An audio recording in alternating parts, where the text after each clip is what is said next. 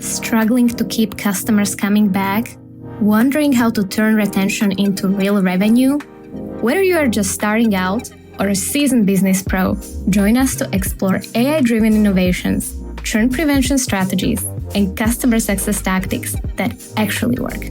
Welcome to Retain and Gain.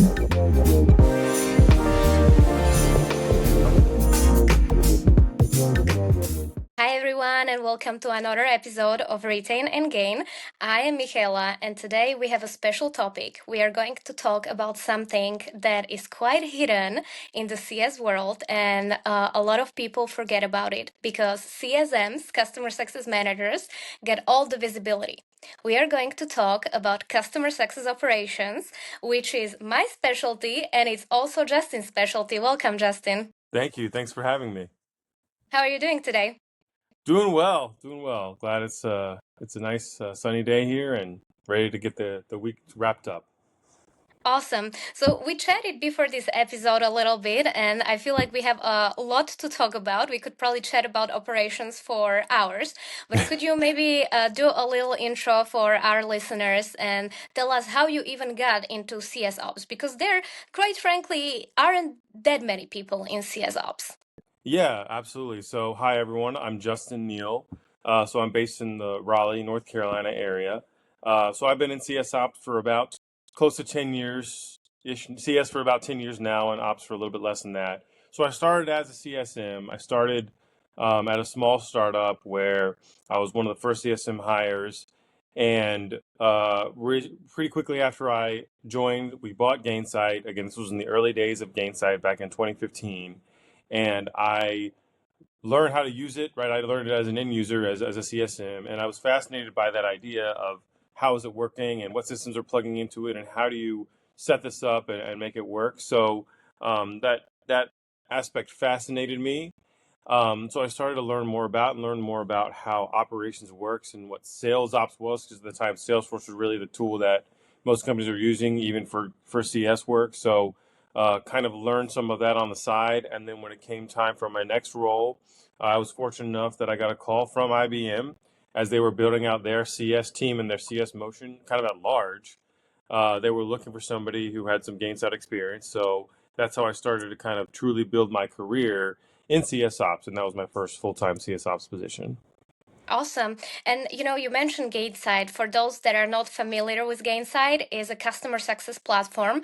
And maybe, again, for those that are not familiar, Justin, could you explain a little bit what the customer success platform does or why it is important for operations, post-sales operations, and businesses overall?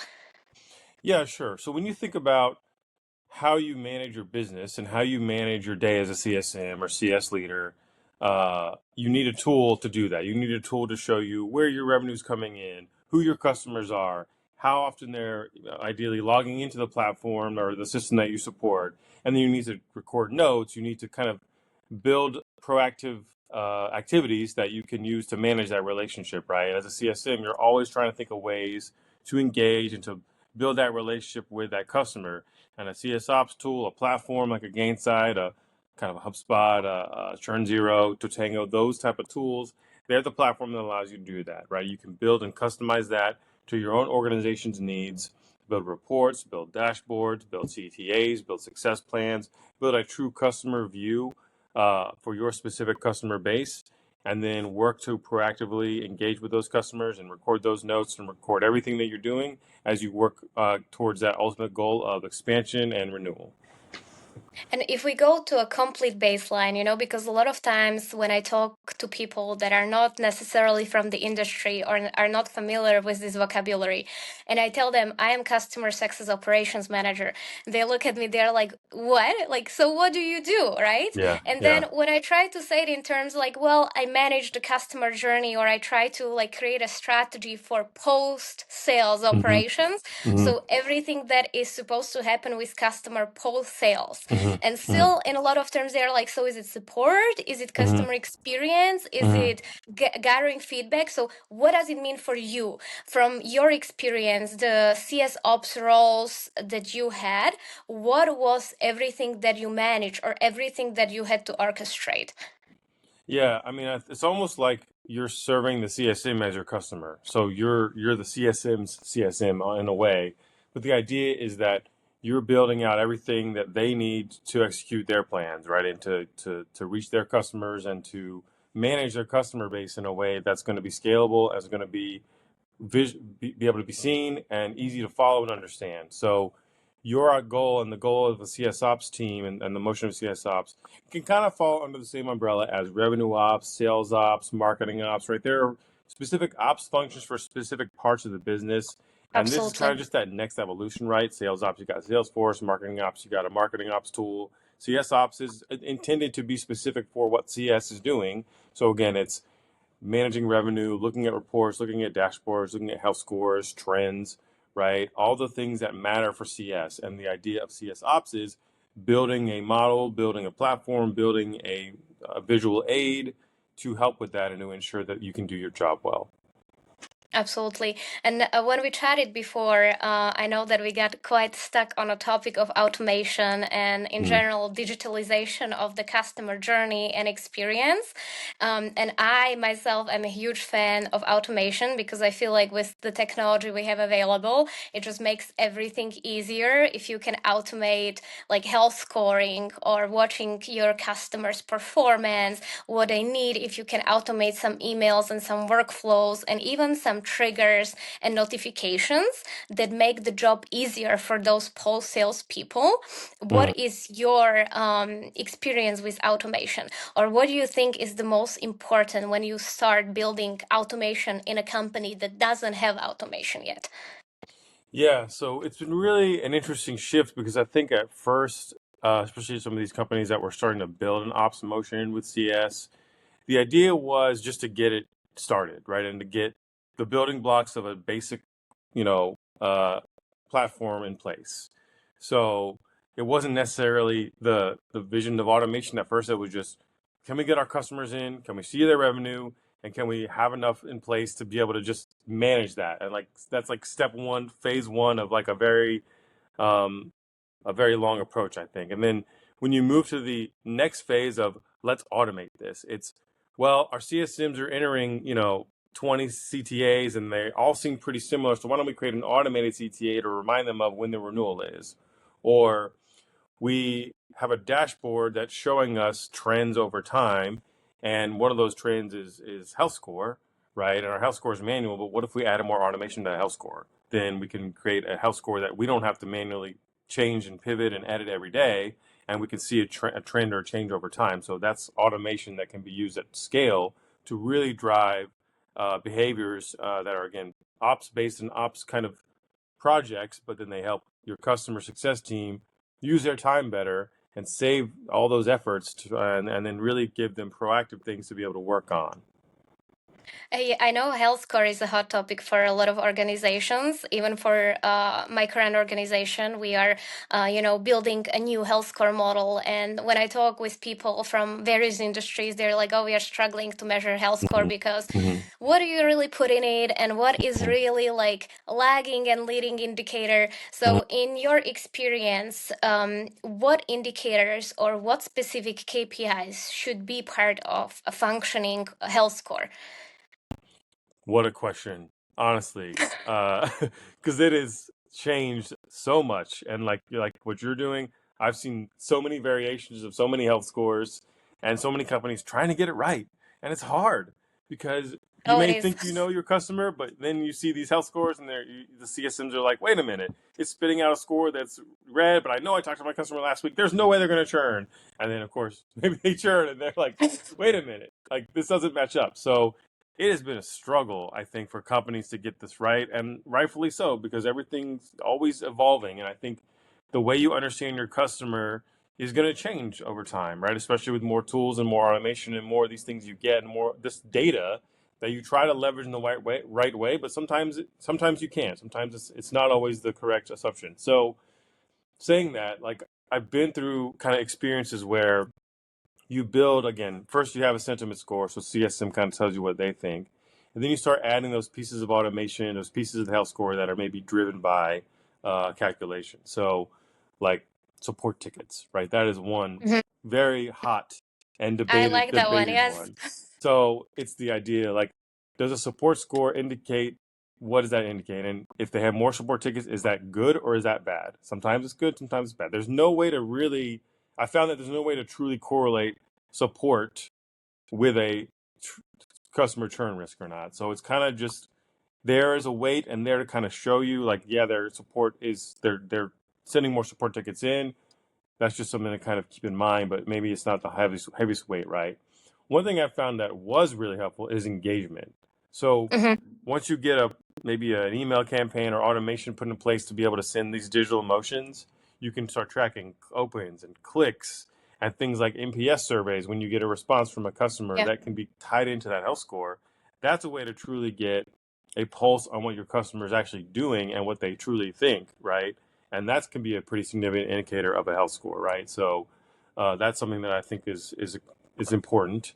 We talked a little bit about product usage, and that's obviously a huge part of what health score is. But it's all about how do you track the product usage, right? Are you tracking it in a we have licenses and then we have allocation and it's a percentage?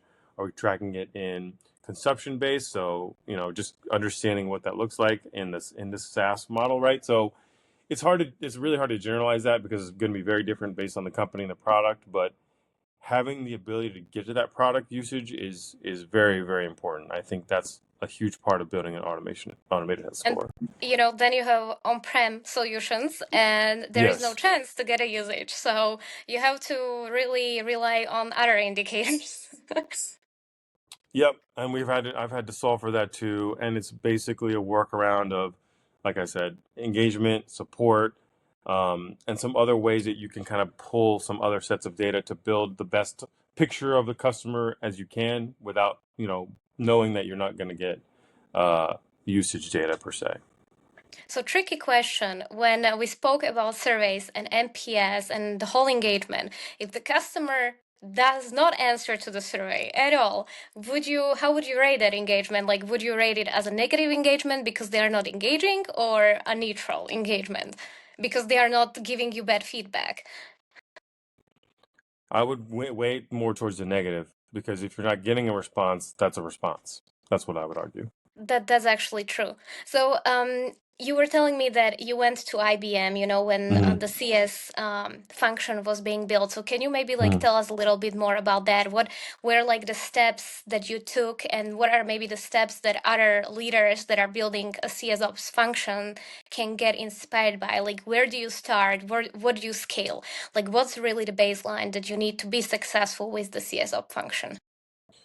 Yeah, I mean, so again, this was kind of back when IBM was trying to determine how to build at scale for their CS org. So it was all about what does that look like? What are the different roles within CS?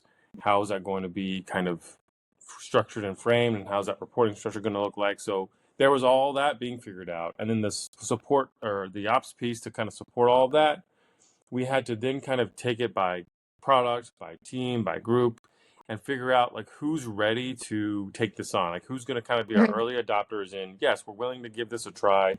We're willing to work in this system and kind of get our users ready and get them enabled. And so we kind of built a POC, built a few kind of different versions of Gainsight layouts for a few different products, and then worked pretty closely with the stakeholders involved in that, which was CS managers, CS leaders, and then CSMs themselves.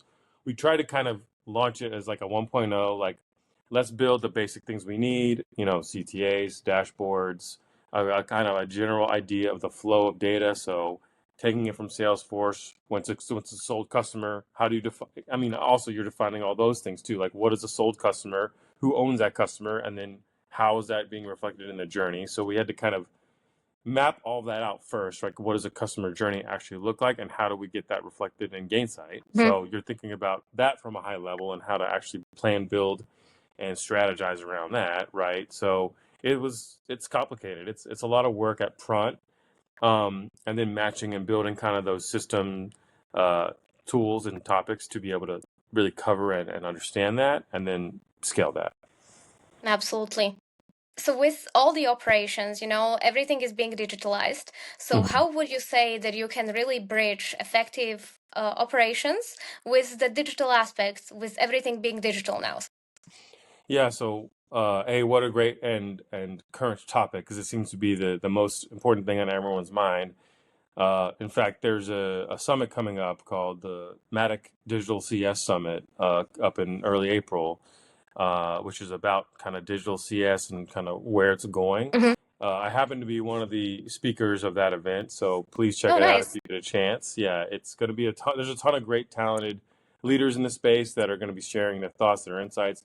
And my specific topic actually is bridging that gap between digital and ops and building that kind of to scale and building that to build a truly successful model, ensuring you have both groups aligned and building something that's going to be sustainable. So yes, please join and check that out if this is something you're interested in. So to answer kind of your question, so what happened, I guess, early on at IBM is there were so many customers that were in this bucket of tech touch, SMB, who Hmm. don't have a CSM assigned to them, but we Yeah. need to figure out a way to reach those customers, and they're going to be included in this Gainsight instance, and we need to find a way to solve for that, right? So we started to kind of look at the features of Gainsight, and that included email. That includes a tool called Journey Orchestrator, which you can use to build out, strategized email campaigns. So then the idea was, okay, if we take that and leverage that, then we can start sending out emails and building kind of these nurture campaigns out to these tech touch SMB customers that don't have a CSM assigned to them. So now they're getting some attention, and we can try to figure out if building that digital play is going to actually lead to more adoption and hopefully more renewal versus not doing anything, right? So we had to kind of build and POC that and build Hmm. journeys and plays that were standardized around that to then kind of figure out if it was worthwhile or not. And then you kind of went from there to build that more broadly. So how did you approach personalization? Because when you go digital, right? Like obviously you have a bigger reach, you still can reach customers that were otherwise forgotten, but Mm-hmm, still you don't want to be robotic, right? Like you mm-hmm, don't want mm-hmm, to message somebody and be like hi and not call them by their name, or use the wrong company name, mm-hmm, or like even not know what product they have and not mention it in the email. So mm-hmm. how do you tackle the personalization with the whole digital touch? Well, that's a great question. And that's really where ops comes into play, because you need to make sure the ops motion is mature enough that you have that sort of data and you can rely on that, right? Whether it's the right contacts that have been identified in the system, or you have the right categorization of company, like are they tagged with the right segment, are they tagged with the right industry, do you have email templates that you've been able to build, and are they operationalized and tokenized, and is that all in place, right? That's an operations arm and an operations function. So again, you have to make sure that all of that has been put in place before you can really build an effective digital strategy, because like you said, I if you agree. can't personalize it at scale, if you can't build it in a way that's going to be built at scale, then you can't really be digital, right? So they have to go hand in hand. I agree with that. And you had been in operations some time. How do you see that it has evolved over years? Like, do you see that AI and all the AI tools that we have available now, that it's making operations more effective, or you think that it's actually like losing that human touch with all the AI involvement? I think there's certainly a danger of that. I think the ops function in general is definitely changing, I think, as a reflection of what CS is becoming. I think, again, earlier on, and at IBM and even VMware, um, we were trying to solve the case of CS is a post-sales function meant to drive adoption and drive renewals, but we don't know how to tie that specifically to revenue. So we were trying to build motions and dashboards and reports and metrics in the system to then say, Hmm. CS did this, and now there's more churn, like there's less churn, or CS did this, now adoption is greater. CS did this, like, so we were trying to build that story for CS to tie it all to revenue. Um, but that was a struggle for a lot of companies, and I think now Oh yeah, that's not a question anymore. That's like, you have to do that. So ops is having to become more scaled, leaner, and better at telling that story much more cleanly. And I think AI can be a part of that in a good way, because there are some tools and features that you can use to build and connect that story and that data better. But it has to be done, and it has to be built in a way that's going to make sense, right? Because I would AI agree. it can only do what you tell it to do, right? So Yes. yeah, so I think it's good in a way, but I think also again with the shift and change in mentality of CS, ops has to be smart about the way they could build and operationalize that.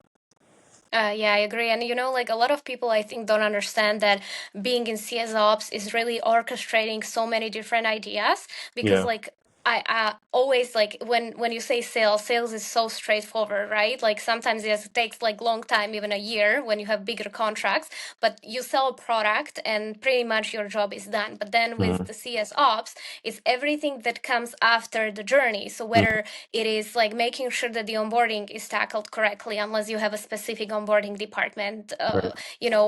dealing with the renewals, dealing with Mm-hmm. the sending proper upsell, collecting all of that feedback, Mm-hmm. acting on it, Mm-hmm. orchestrating all the journeys. It's really a science, Yeah. and it takes a lot into place. What was the biggest roadblock you faced ever with setting up operations?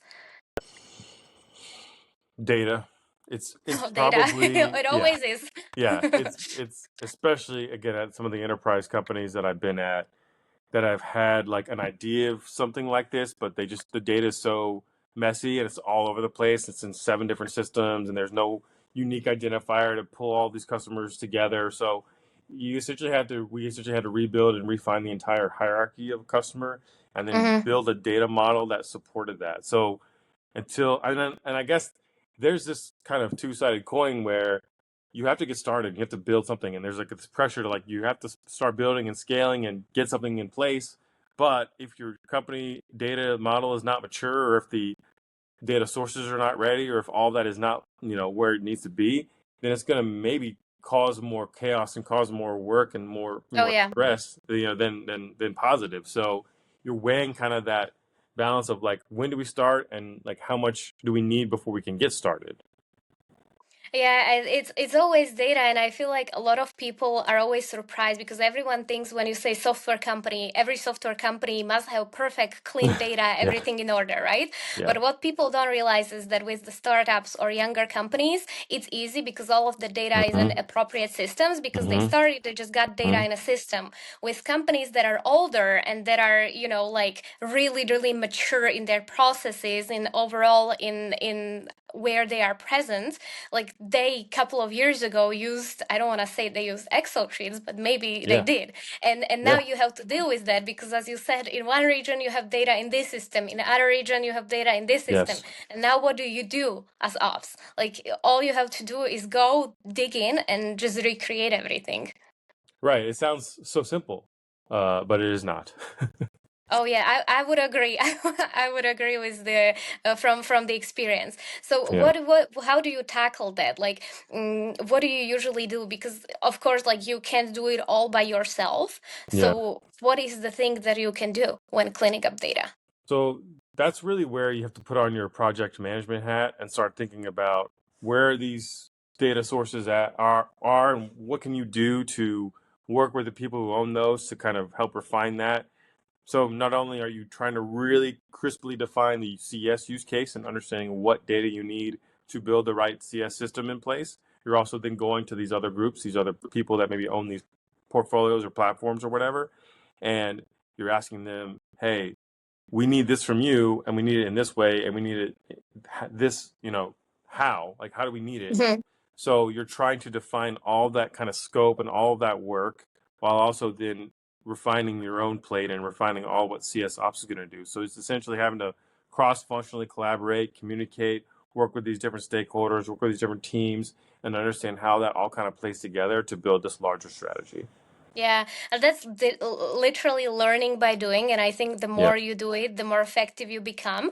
But also, do you think that your MBA background maybe like helped you understand the things that are happening behind it or helped you like put the things better together? So you mentioned that, and I think it's really important to think about CS in a broader context with business. And I touched on this a little bit earlier, but an MBA for me is helping me get that larger vision of what all these other business units and business departments are doing and how that kind of ties together with CS. Because I think we all like to say in CS that we're kind of in the middle there, like we're the part of the business that touches everybody else, and that certainly can be true. But you have to also realize that that's also true of almost every other organization, right? So Yeah. maybe CS is the one that after the sale happens, we have to kind of coordinate with product and marketing and Hmm. sales and support to ensure the customer's sticking around and going to renew. But that doesn't mean that support also needs to work with finance to ensure that they Yeah. understand, what tier of a customer they're buying, right? So like there are so many different use cases and scenarios and things within a company that CS touches, but you also need to understand like finance operates this way, accounting operates this way, supply chain has to do this, and product has to do this, and that is all part of this larger picture of if you're truly building for a customer journey, a customer facing role, or a customer driven subscription model like SaaS. All this has to work together and has to work cohesively. And just CS is in the middle of that. CS ops is kind of the underlying function of how to support that. But all these other functions and features, they may not, it's all new to them. CS is not really a proven out concept yet in a lot of companies. And the idea of kind of having to get that larger picture and understand how all this works is really been eye-opening and really, really helpful at me being able, as for me to be able to understand that at a large scale.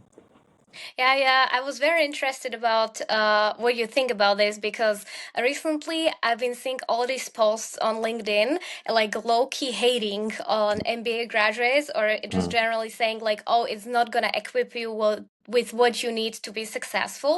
mm, But as a former graduate, I think that like yes, of course, that most of the things you need to like do to actually understand them, you need to understand how your company, the one that you work for, operates and mm, what the departments do and what are the processes. mm. But having MBA or just getting that business education from outside give you that additional layer that just makes you understand how things should work and what are the best practices and what things come into play that you otherwise probably wouldn't even like consider or think about. Exactly. Like it's been so eye-opening because yeah, as a CS narrowed focus, you think, oh yeah, I know how to help a customer, adopt and expand and prevent churn, but that's only one small piece of the larger puzzle. And like I think NBA is an interesting place, right? NBAs are having to evolve just as the business world and CS and all this stuff is evolving. So I'm lucky that the program that I'm in is very flexible. There's a lot of kind of customization to what you take Mhm. and when you take it. But I think the larger principles of a MBA program are still really, really beneficial, especially again, someone that's been in the work and like I've worked at big companies, right? I'm not brand new at this, so all of it is not Yeah. like very like it's not. I can apply all this to the scenarios and situations and companies that I've worked at, so it's not foreign to me. The idea of marketing is going to shift lanes or sales is struggling with this, like I get it because I've been there. And so I think having an MBA just gives you kind of a deeper domain knowledge of several other areas that you would really probably not be able to get otherwise. Yeah, I absolutely agree. And so, where do you see your role, maybe even with having this additional layer of MBA education? Where do you see your role evolving in next months or years? And in general, where do you think like CS ops is going to move? So as I've kind of reflected on that, and that's, a really interesting thing to think about. Um, and right now I'm kind of hot on the leadership portion of that because that's what I'm Hmm. focusing on. I just kind of got out of a leadership summit, a leadership conference as part of my MBA. And I'm thinking about applying kind of those leadership ideas, lessons, and those leadership kind of principles and takeaways to me, to like what I'm looking to do Hmm. and how I'm looking to lead and the type of role that I'd be looking for with not just all the strategic stuff, all the things we talk about with building a system and building kind of a process and all the CS ops focus Hmm. of the true functionality there, but also the leadership and the thought process of this is all going to impact people. This all impacts things in a very large way, right? Where you're, especially when you're pushing change or you're pushing a new process or that, right? Like, so I had to kind of sit back and think, like, yeah, when we're telling these people that have been at, say IBM for 10 years and they've had a certain role and now they're CSM and they don't even know what a CSM is or what it does, what a huge change to them. And like thinking about the mentality of that and how would you try to help lead somebody, guide them down that path, right? Not saying that that's exactly what I would be doing, but just the ideas of that and what does that mean mentally, and how can you build and foster a good and you know well-run leadership around that. That has all kind of been, for me, like what I've been taking away from the MBA and from kind of where things are Mhm. right now with CS and the current state of the market, and what I'm looking for kind of in my next role, right? So I'm thinking about how I would want to approach that, then what kind of leader and person I'd want to kind of learn and grow from. Yeah, and that's super important. So, Yeah. is there any advice that you would give to somebody who is building the whole operations, CS operations function from greenfield? Like, what's the one lesson that you learned in all of those years that you were in this field? Yeah, I mean, I've been in those shoes. I mean, again, when we started IBM, there was nothing there. It was from scratch, and you're talking about hundreds of thousands of dollars, millions of dollars, and hundreds of people. So I would say the work can feel super overwhelming at times. It can feel like a lot. And the hardest part, I think, about CS ops, or one of the really hard parts, is like the work you do, you're not front and center, right? So you're not a CSM or you're not a salesperson. So you're not getting this instant recognition when a new deal closes or whatever, right? That's not your MO, and that's not really what you're in it for. So I would just suggest you kind of know that the mountain you're building is a slow climb, right? And the journey you're on is not going to be an immediate win, but everything you're doing is making an impact. Whether it's when you see that deal close, it's because the expansion opportunity was identified with an earlier CTA that I helped create and use data to build, right? So I helped build that story that helped that person execute on that, right? So knowing that the work you're doing, it is impactful, it is going to be seen and recognized. And I would just suggest that you continue to work and seek out other people that maybe are in the space and are kind of learning as well, and have been in your shoes, because it's always really good to me to hear other people's stories and to hear about how other people have done things, knowing that either A, you can relate to that and you can kind of share a similar story, or B, you haven't thought of it that way and you're, oh, wow, that's a great idea, right? So I just think being able to be a part of that open community and being able to share those types of knowledge and learnings and things like that is also a key part and a great part of the community we're in. Oh, love it. Is there anything else that you would like to cover today? Or I think we got pretty in depth with the operations. Is there anything we forgot? No, I guess here's one thing that I would talk about, just because I think for me and for, again, the journey that I've been on, um, I've tried to think about what I'm doing, and it's been very specific to maybe a gain site, but I try to think bigger as far as platforms and think more about systems and the way Mm-hmm. you're doing it, regardless of where it's with, right? Because whether it's Gainsight or HubSpot or Turn Zero or Tatango or whatever tool it is, the practices and the strategy and the planning and the kind of the motions of CS ops is all pretty much the same. So I would Mm-hmm. just say the last thing I would say is don't try to get bogged down in, oh, I want to be an expert in Gainsight, or I want to know one system and I want to know it so well that I could go to anywhere and do that, because that's actually not, I don't think that's actually that helpful. I think it's more important to learn the practices and to kind of see yourself as that operations expert, no matter what the tool is, and be able to kind of apply that story to wherever you go. So I think that's the last piece of advice that I would give to anyone in the industry or looking to kind of get into this. And I think that's a great advice. Focus on the process, not the tool. Exactly. That's the message.